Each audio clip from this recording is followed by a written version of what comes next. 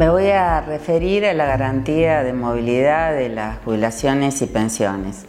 Los artículos 14 bis de la Constitución Nacional y 21 de la Constitución de la Provincia de Santa Fe consagran la movilidad de las jubilaciones y pensiones, pero no establecen un mecanismo para hacer efectiva esta exigencia. Lo dejan librado al legislador. El legislador es quien tiene la facultad, pero también el deber de darle el contenido concreto a esta garantía.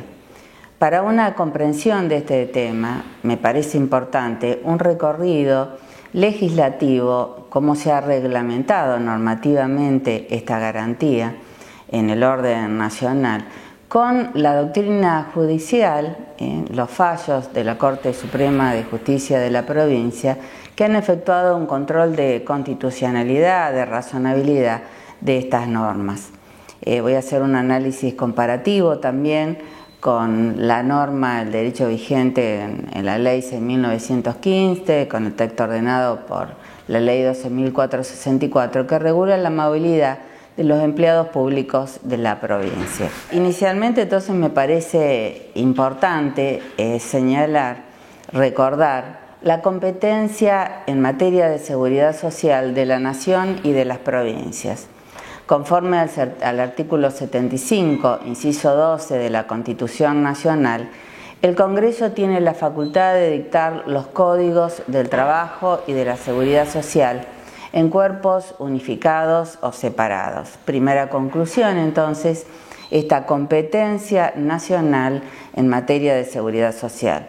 Lo que tenemos que relacionar con el artículo 125, el texto incorporado por la reforma de 1994, donde se dispone que las provincias y la ciudad de Buenos Aires conservan los organismos de seguridad social para los empleados públicos y los profesionales.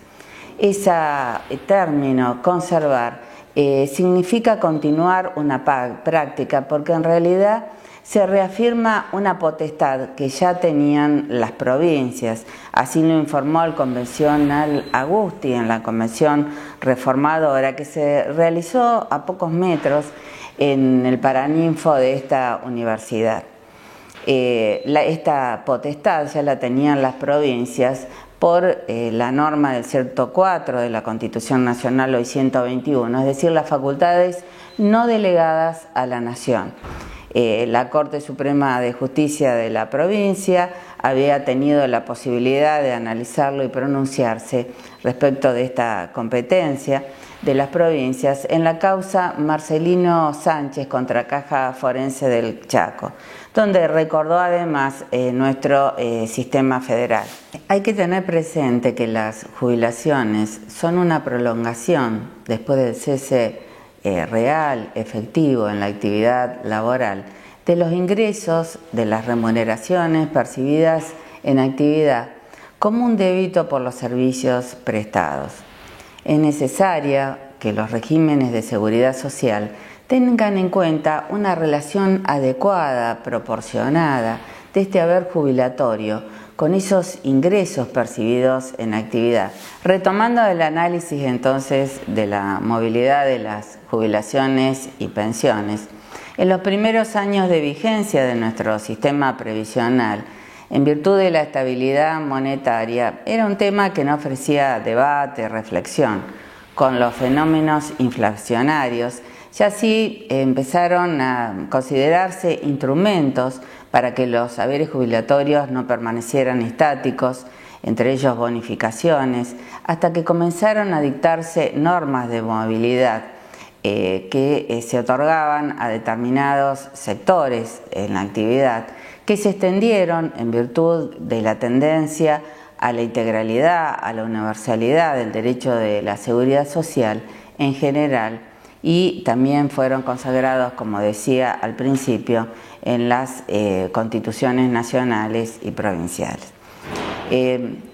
La jubilación hay que tener presente que es una prolongación después del cese real y efectivo en la actividad laboral de los ingresos de las remuneraciones percibidas en actividad, por lo que como un débito por los servicios prestados. Es necesario entonces, es fundamental, que los regímenes de seguridad social tengan en cuenta una relación adecuada, una relación proporcionada con esos ingresos para mantener una vida digna, es decir, para que el tránsito de la vida activa a la pasiva no implique un deterioro en ese beneficiario, de sus condiciones económicas. Esta relación proporcionada nosotros la denominamos tasa de sustitución, es decir, indica qué porcentaje de esos ingresos representan ese haber jubilatorio, ese beneficio, que eso se determina en el momento que se otorga la prestación y que debe mantenerse con el tiempo mientras se perciba ese beneficio, tanto por el titular o por los derechohabientes en el supuesto de una pensión. ¿Cuáles son en realidad las garantías, la naturaleza de estas prestaciones? Hay que atender a la naturaleza, al carácter sustitutivo recién al que hacía referencia y también al carácter integral de la prestación, es decir, que alcance para solventar una vida con dignidad. El artículo 21 de la Constitución de la provincia precisamente se refiere a mantener un nivel de vida. Ahora, ustedes pueden preguntarse, ¿tenemos un derecho adquirido a un determinado régimen de movilidad? No, no se tiene un derecho adquirido, pero puede suceder que al reglamentarse por el legislador, al fijar las pautas, los mecanismos, conforme el criterio conforme al cual reajusta los saberes previsionales, pueden producir un deterioro que puede en algunos casos resultar confiscatorio, afectar el patrimonio de esta persona, de este beneficiario. Y en este caso ha sido muy importante en este tema la doctrina judicial. Los fallos de los superiores tribunales, de la Corte Suprema de Justicia de la Nación, de la provincia, que han establecido cuál es el límite de reducción tolerable, es decir, para no lesionar el derecho de propiedad. Se ha considerado que una reducción mayor al 20% es confiscatoria, del 15% en los saberes mínimos. La primera vez que la Corte Suprema de Justicia de la Nación se pronunció en este tema que se denomina en la doctrina judicial la doctrina de la razonable proporcionalidad, fue en la causa Ponzo en el año 1963. Nuestra Corte Provincial, el Leiden, es el caso Carnelli de una pensionada. Hacemos un recorrido legislativo. Entonces, en el orden nacional, seleccioné las leyes 18.037, 24.241, 24.463, 26.417 y la ley vigente, el derecho vigente, la ley 27.426. Con respecto a la ley 18.037, recordemos que es la que reguló el régimen de los trabajadores de jubilaciones y pensiones, de los trabajadores en relación de dependencia. Esta ley se sancionó en el año 1968 y conjuntamente con la siguiente, la ley 18.038, regulaba el régimen de los trabajadores autónomos, son el antecedente inmediato del sistema integrado de jubilaciones y pensiones, instaurado con la ley 24.241, que se sancionó en el año 1993, que comprendió, como ámbito de aplicación personal, tanto trabajadores en relación de dependencia como trabajadores autónomos. El libro de los beneficios entró en vigencia el 15 de julio del 94. Volvamos entonces a la ley 18.037. Esta ley consagró en el artículo 53 un método para tener en cuenta el reajuste de los saberes jubilatorios, las variaciones del nivel general de las remuneraciones. cuando esta variación tenía que tener como mínimo el 10%, o en el supuesto de incrementos de las remuneraciones en general sin importar el porcentaje, la Secretaría de Estado y de Seguridad Social de la Nación disponía el reajuste de los haberes jubilatorios en un porcentaje equivalente. Fíjense ahí el parámetro donde de una relación adecuada y se tiene en cuenta en esta norma, en la redacción de la norma, el carácter sustitutivo de la jubilación a la que hacía referencia. Cuando se dejaron de elaborar los índices, tuvo mucha importancia para beneficiar a los pasivos la doctrina judicial a la que hace un momento hice referencia. Ahora, esto cambia sustancialmente en el año 1996 con el fallo de la Corte, dictado por la Corte Suprema de Justicia de la Nación, Chocobar. En la causa Chocobar, la Corte Suprema de Justicia de la Nación consideró que la Ley 23.928 de convertibilidad había prohibido la indexación de deudas, la actualización monetaria, la variación de costos, por lo cual había perdido virtualidad el artículo 53 de la Ley 18.037. Digamos que el presupuesto consideró básico de estos mecanismos de movilidad era resguardar el contenido económico de estos haberes, protegiéndolo de la erosión constante de la moneda. Es lo que esa depreciación monetaria se encontraba ahora prohibida como factor de medición en la ley de convertibilidad.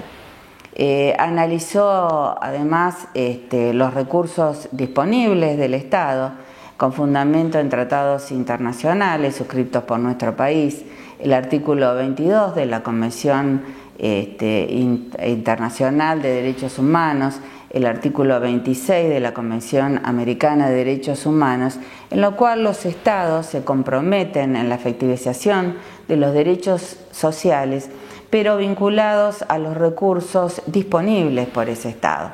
Lo que consideró que, teniendo en cuenta estos parámetros, se armonizaba con el artículo 14 bis.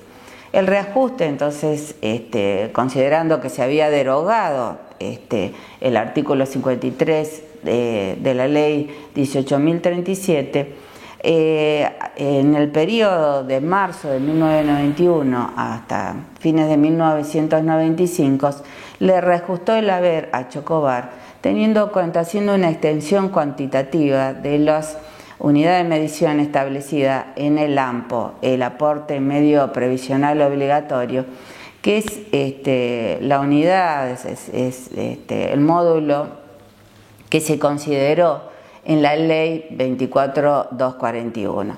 Con este reajuste a Chocobar el haber jubilatorio se le incrementó en un 13,78%. En realidad las variaciones del nivel general de las remuneraciones de ese periodo era mayor del 60%. Este fue el criterio seguido por la Corte Suprema de Justicia en la causa Chocobar. Como hice una referencia a la ley 24.241, déjeme comentarle que este aporte medio previsional obligatorio tenía en cuenta, consideraba la cantidad de aportantes, las cotizaciones efectuadas al sistema. Después fue sustituido por el módulo previsional que el módulo previsional lo fijaba el Ministerio de Economía, que estuvo estático muchos años, hasta que el artículo 32 de la ley 24.241, que establece el reajuste de los haberes, fue modificado por la ley 24.463. Pero continuando con el razonamiento que efectuaba respecto del sistema de movilidad integrado en la ley 18.037, la jurisprudencia de la Corte cambia sustancialmente de nuevo en el fallo Sánchez María del Carmen contra ANSES. Allí podríamos decir que los votos de los ministros que votaron en disidencia, en minoría, en el fallo de Chocobar, conforman la mayoría en este fallo Sánchez. Allí la Corte consideró que la ley de convertibilidad no había derogado la ley 18.037, la que se encontraba vigente cuando esta fue sancionada, que recién fue derogada por la ley 24.241, que instituye el Sistema Integrado de Jubilaciones y Pensiones, y que los parámetros utilizados en la ley 18.037, donde se ajustaban los saberes de acuerdo a índices relacionados con el nivel general de las remuneraciones, no tenían vinculación con la prohibición establecida en la ley de convertibilidad. En todo caso, si se hubiesen utilizado otros criterios, otros índices, por ejemplo, índices de precios. Recordó los caracteres de la jubilación, su naturaleza sustitutiva, integral, las normas constitucionales. Y respecto a los recursos disponibles del Estado mencionados en la causa de Chocobar, recordó que en esos tratados, en esos documentos internacionales, en realidad esos recursos disponibles, la Corte entendió que pueden tenerse en cuenta en la efectivización de los derechos sociales respecto de nuevos beneficios, de nuevos derechos, pero que no pueden estar vinculados a retasear los derechos, los beneficios, las prestaciones vigentes. En realidad, bueno, cada uno de estos fallos es muy rico, daría lugar a mucho más tiempo de exposición, pero me interesa que les queden las cuestiones centrales. Y fíjense, ya a partir de aquí podemos hacer un análisis cómo en este Instituto de la Movilidad la concepción no es unívoca. Se pueden tomar como parámetros los recursos disponibles del Estado, los recursos financieros, el carácter sustitutivo que tiene la jubilación. Eso va a ir dependiendo también de la concepción política, económica, jurídica en el Estado en un determinado momento. ¿Cuáles fueron las pautas de movilidad establecidas en la Ley 24463? En realidad se reservó el Congreso de la Nación establecer el reajuste de los haberes jubilatorios en oportunidad de dictarse la ley de presupuesto, es decir, anualmente se determina con la ley de presupuesto el reajuste de los haberes jubilatorios.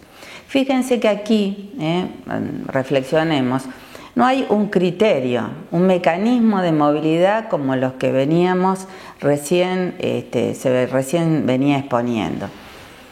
Esto produjo en la práctica que durante varios años no se reajustaran los haberes jubilatorios, excepto en los haberes mínimos, en los haberes jubilatorios más bajos, lo que produjo un achatamiento de la escala de las prestaciones previsionales. Y fue el caso de Badaro. Badaro es el recurrente de dos fallos muy importantes, con mucha relevancia, mucha trascendencia en nuestro país, dictados por la Corte Suprema de Justicia de la Nación en agosto del año 2006 y en noviembre del año 2007.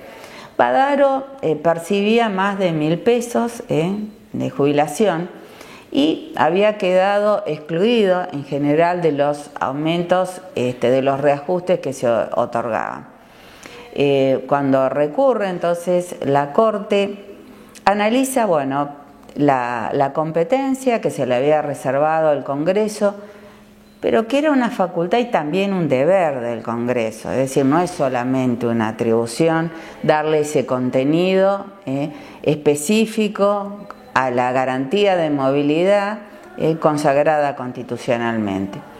Y en la oportunidad, cuando se determinaba con la ley de presupuesto, analizó cómo en la práctica se había hecho efectivo ese reajuste, y consideró que las prestaciones deben ser acompañadas en el tiempo para que guarden su naturaleza sustitutiva y para que la movilidad sea efectiva, esto es muy importante, debe legislarse. Es decir, hay que establecer una pauta, un mecanismo de movilidad. Consideró entonces las circunstancias económicas, la independencia del Poder Judicial, es decir, la división de los poderes, con mayor rigor en realidad es la división de los poderes, la visión del Poder Judicial de no inmiscuirse en las atribuciones de los otros poderes del Estado, por lo cual son los otros poderes del Estado los que tenían que analizar razonablemente el gasto público, los recursos, pero bueno, también que dentro de un periodo de tiempo razonable tenían que brindar una respuesta a esta cuestión.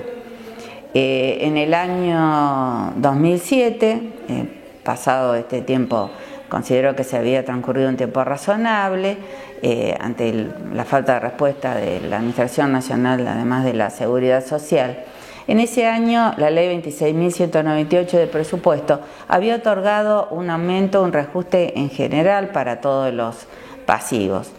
La Corte analizó que Badaro, si bien estaba incluido este reajuste, no se consideraban en esta ley de presupuesto los reajustes de los años anteriores, de los periodos anteriores, y se declara entonces la inconstitucionalidad del artículo 7º del inciso 2 de la Ley 24.463.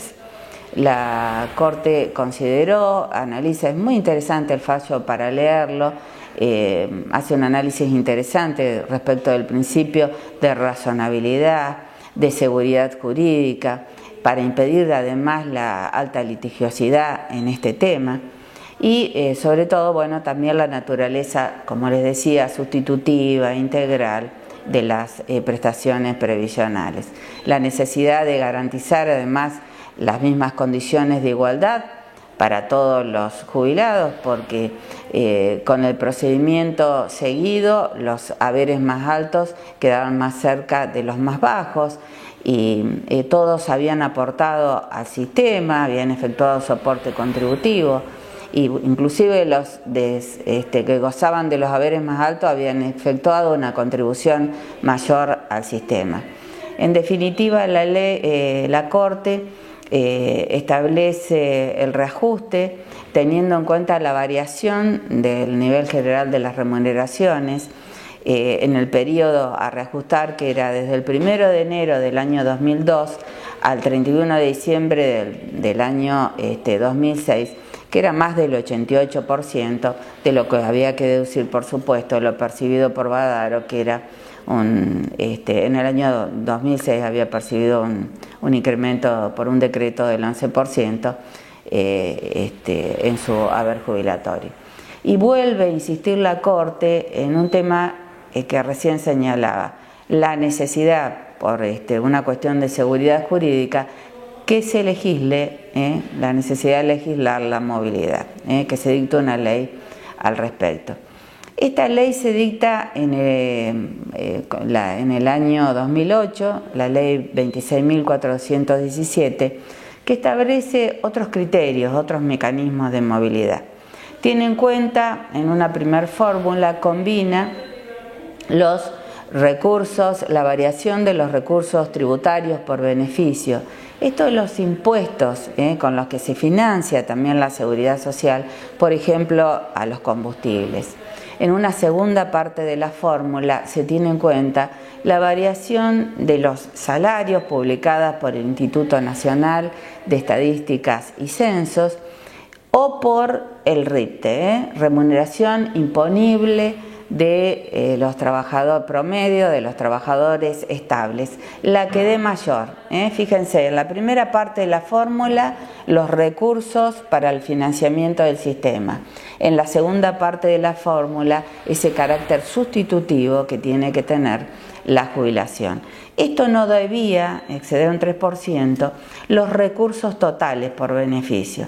En los recursos totales, contenidos en la segunda fórmula, allí ya intervienen y se integran con otros recursos, por ejemplo, los aportes y contribuciones con los que se financia la seguridad social. Esta norma estableció que estos ajustes se efectúen semestralmente en los meses de marzo y de septiembre. Esta ley es sustituida en diciembre del año 2017 por la ley vigente 27.426, que establece otros mecanismos de movilidad. Toma en cuenta otros factores. En un 70% la variación del índice de precios al consumidor general, a nivel general, y en un 30% un coeficiente que se determina teniendo en cuenta las variaciones del RIPTE al que hacía referencia, las remuneraciones imponibles promedio de los trabajadores estables. La norma establece que estos ajustes se efectúen trimestralmente, es decir, en los meses de marzo, junio, septiembre y diciembre de cada año. También un haber mínimo garantizado para los beneficiarios de la prestación básica universal con 30 años como mínimo o más de servicios con aportes efectivos.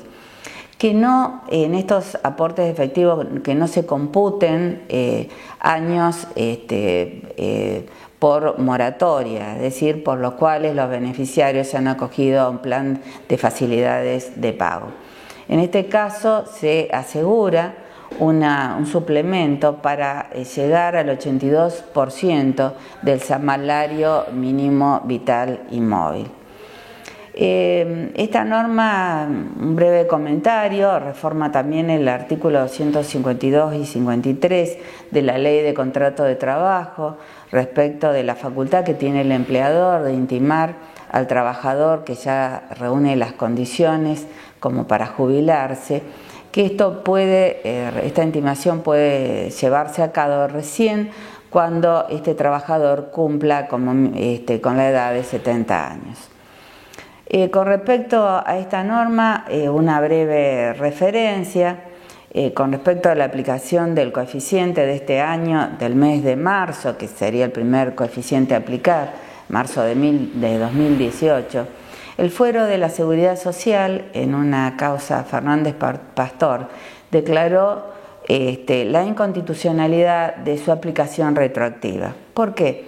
Recuerden que cuando recién me refería a la ley 26.417, que efectuó ajustes semestrales, para efectuar el ajuste en el mes de marzo del año siguiente, tomaba en cuenta las variaciones, de acuerdo a las fórmulas que expliqué hace un momento, entre los meses de junio y diciembre, para el cálculo del mes de marzo del año siguiente, por lo cual el Fuero de la Seguridad Social consideró que ya había un derecho adquirido a esa determinada movilidad, reajuste del haber jubilatorio. Bien, estas son algunas consideraciones respecto de algunas normas que han reglamentado esta garantía constitucional en el orden nacional y la doctrina judicial muy importante de la Corte Suprema, emanada de la Corte Suprema de Justicia de la Nación. Como conclusión les diría que fíjense que, como les decía hace un momento, la movilidad no es un concepto unívoco, es importante tener en cuenta los recursos disponibles del sistema, es importante que las cajas, los organismos de seguridad social, cuenten con los recursos para que aseguren un equilibrio financiero económico.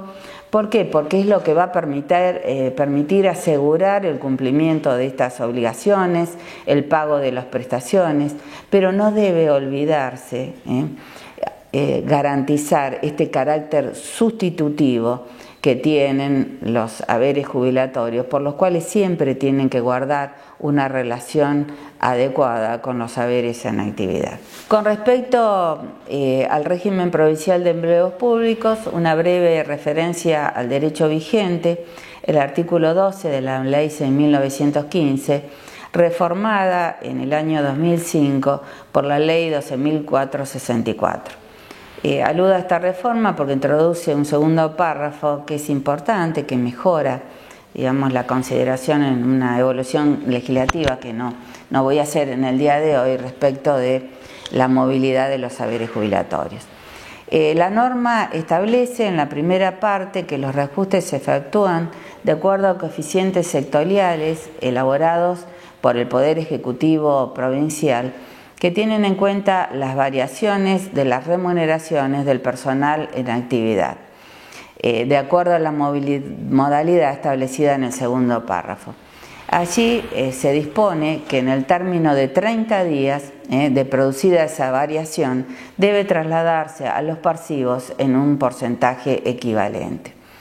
Con respecto a la aplicación de esta norma, respecto de la facultad discrecional, que es cierto que tiene el Poder Ejecutivo Provincial para fijar los coeficientes, pero considerando que mejora notablemente la redacción, es decir, el mecanismo de movilidad, este segundo párrafo introducido por la Ley 12464, que no se vincula a previsiones presupuestarias como las leyes anteriores o que el aumento sea mayor a un 20%, la Corte Suprema de Justicia de la provincia interpretó esta norma en dos fallos, Elizondo y Gioeli.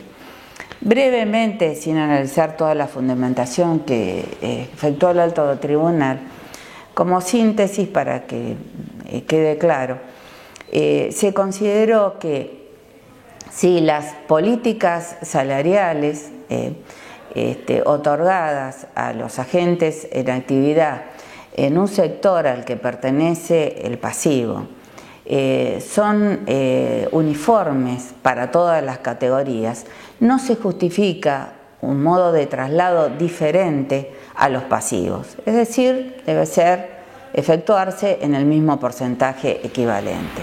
Ahora bien, en el supuesto que estas políticas salariales, estos incrementos a los agentes en actividad del sector al que pertenece este jubilado, se diferencian, sean diferenciadas por categorías en ese sector, bien, el Poder Ejecutivo elaborará ese índice, esos coeficientes, teniendo en cuenta el marco jurídico, pero debe explicar, es prudente que explique cómo elabora esos coeficientes a fines de que los tribunales puedan efectuar el control constitucional suficiente para garantizar que se haya considerado la finalidad perseguida en la norma.